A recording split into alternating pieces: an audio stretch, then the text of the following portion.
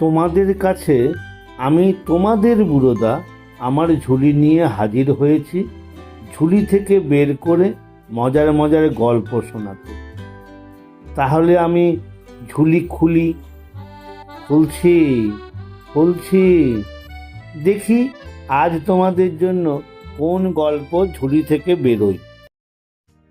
আজ আমার ঝুলি খুলে যে বইটি আমার হাতে এলো সেটি হলো স্বামী বিশ্বাশ্রয়ানন্দের লেখা শিশুদের মা সারদা দেবী। শ্রীরামকৃষ্ণ বধূরূপে সারদাকে নিজেই পছন্দ করে নিয়েছিলেন। ছেলেবেলায় তিনি লেখাপড়া সামান্য শিখেছিলেন। 17 বছর বয়সের সময় তাঁর বড়দা কলকাতায় নিজের টোলে এনে পড়াতে চাইলেন, কিন্তু তিনি পড়লেন না। বললেন চালকলা বাঁধা বিদ্যা তিনি শিখবেন না। তাঁর জীবনের উদ্দেশ্য ভগবান লাভ। রানী রাসমণি দক্ষিণেশ্বরে কালীবাড়ি গড়ার পর সেখানে দাদার সঙ্গে যান। কিছুদিন পর মা কালীর পুজো করে ভগবান লাভ করেন। মা কালীকে দেখতে পান। তারপর রঘুবীরকে ডেকে সীতাদেবীরও দর্শন পেয়েছেন। পঞ্চবটিতে বসেছিলেন, খালি চোখেই দেখেছিলেন। ছেলে ধর্ম নিয়ে আছে, সংসারে মন নেই শুনে মা চন্দ্রাদেবী চিন্তিত হয়ে তাকে দেশে নিয়ে এসে বিয়ের ব্যবস্থা করেন। কনে আর পাওয়া যায় না। শেষে শ্রীরামকৃষ্ণ নিজেই খোঁজ দিলেন। জয়রামবাটির রামচন্দ্র মুখুজ্জেদের বাড়ি খোঁজ করো। কনে সেখানে কুটো বাঁধা হয়ে আছে। কুটো বাঁধা হয়ে আছে মানে আগে থেকেই ঠিক হয়ে আছে। সত্যিই সেখানে খোঁজ করে সারদার খোঁজ পাওয়া গেল।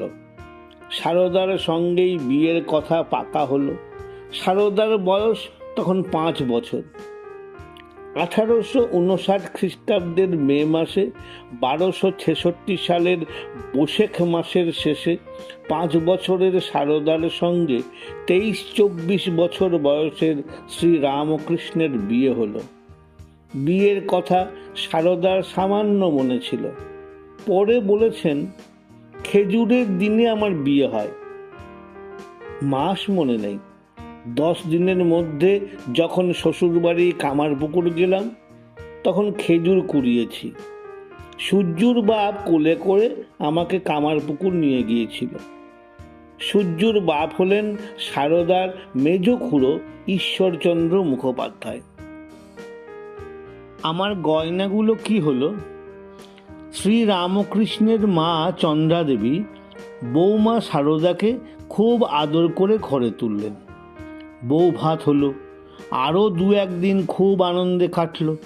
কিন্তু তারপরই চন্দ্রাদেবীর মন দারুণ দুঃখে ভরে উঠল। কামার পুকুরেও গরিবের সংসার।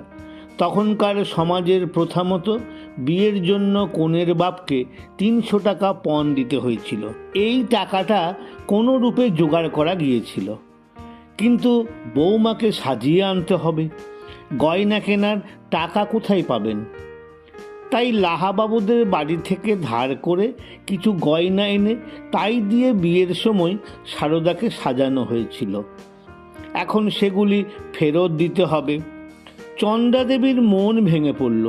ওইটুকু মেয়ের গা থেকে কোন প্রাণে আবার গয়নাগুলি খুলে নেবেন?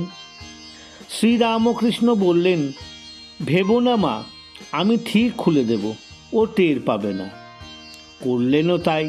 সারদা ঘুমিয়ে পড়বার পর এমনভাবে তার গা থেকে গয়নাগুলি খুলে নিলেন, সারদা কিছুই বুঝতে পারল না। সকালবেলা উঠে কিন্তু বুদ্ধিমতী সারদা খোঁজ করেছিল। আমার গায়ে যে এই গয়না ছিল তা গেল কোথায়?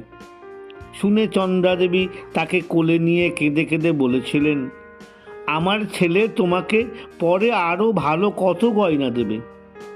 সত্যি শ্রীরামকৃষ্ণ সারদা দেবীকে পরে অনেক গয়না গড়িয়ে দিয়েছিলেন। সেই ধরনের বালাও গড়িয়ে দিয়েছিলেন। শ্রীরামকৃষ্ণ জানতেন তো যিনি সীতা দেবী হয়ে এসেছিলেন তিনিই এবার সারদা দেবী হয়ে এসেছেন। সেই বালা শেষ দিন পর্যন্ত সারদা দেবী হাতে পড়েছিলেন।